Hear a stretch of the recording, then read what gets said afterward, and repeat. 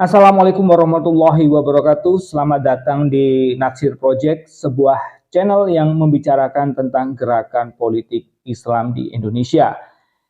Kali ini kita akan bicara tentang pokok-pokok pemikiran Natsir. Bagi yang belum tahu, Natsir atau Muhammad Natsir adalah pendiri partai Islam pertama di Indonesia. Dan partai itu bernama Masyumi, yang resmi berdiri pada tahun 1943. Beliau juga pernah menjabat sebagai Menteri Penerangan pada Kabinet Syahrir, dan puncak karir politiknya adalah saat menjadi Perdana Menteri pada tahun 1950. Namun setahun menjadi Perdana Menteri, Natsir kemudian mengundurkan diri karena perbedaan pandangan yang semakin meruncing dengan Soekarno. Kala itu, Presiden Soekarno begitu memuja paham sekuler, sedangkan Natsir tetap dengan ideologi Islamnya. Apa itu paham sekuler? Paham sekuler itu adalah paham yang berupaya memisahkan antara agama dan dunia. Yang dimaksud dunia ini adalah kebendaan atau materialistik, termasuk sebuah negara, karena ia adalah bentuk dari kebendaan materialistik itu sendiri, yang di dalamnya mengatur aturan-aturan dunia. Sedangkan agama adalah segala sesuatu yang hanya terkait dengan akhirat, dan atau tidak sama sekali mengatur tentang dunia. Jadi begitulah memang cara berpikir mereka, sehingga mereka berpendapat bahwa keduanya tidak bisa berjalan bersamaan. Meskipun dalam sekularisme, agama tidak sepenuhnya dihapuskan sebagaimana yang terjadi pada negara komunis seperti Korea Utara. Artinya, sebagai seorang individu masih tetap diizinkan untuk dapat beribadah sesuai dengan keyakinannya masing-masing. Hanya saja nilai-nilai agama sama sekali tidak diterapkan dalam kebijakan kenegaraan. Nah, dalam perkembangannya, paham sekuler kemudian dipandang khalayak sebagai sebuah bentuk ideologi yang modern dan progresif, sebagaimana yang terjadi di benua Eropa, yang kala itu memang mulai meninggalkan gereja-gereja Katolik dan Protestan. Dan ditambah dengan kemajuan ilmu pengetahuan dan industri, maka semakin mengukuhkan keyakinan mereka untuk memisahkan diri dengan campur tangan Tuhannya. Hal-hal yang sifatnya spiritual kemudian perlahan ditinggalkan, dan dampaknya banyak muncul kaum muda dengan pemikiran-pemikiran ateisme dan agnostik.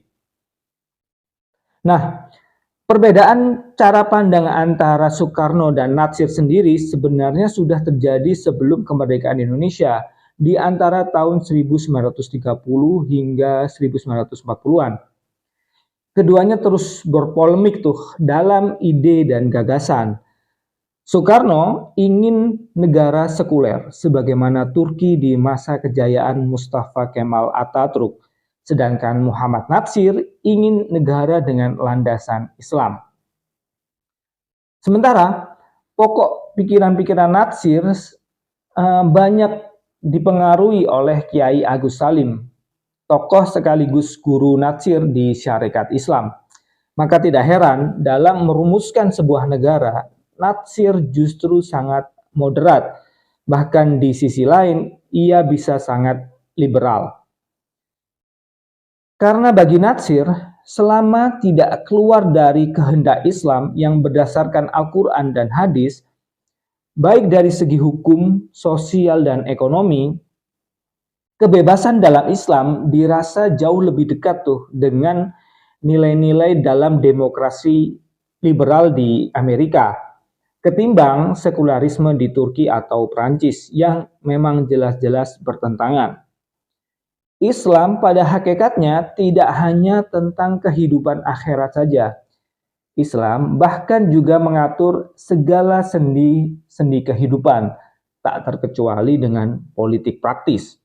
Maka, segala kebijakan publik yang berdampak pada kehidupan masyarakat secara luas tidak boleh jauh dari syariat Islam. Karena manusia dengan kekuasaan tanpa moral beragama, maka ia akan buas seperti binatang. Nah, perang ide dan gagasan antara Natsir dan Soekarno justru akhirnya melahirkan Pancasila yang hingga hari ini masih menjadi ideologi negara.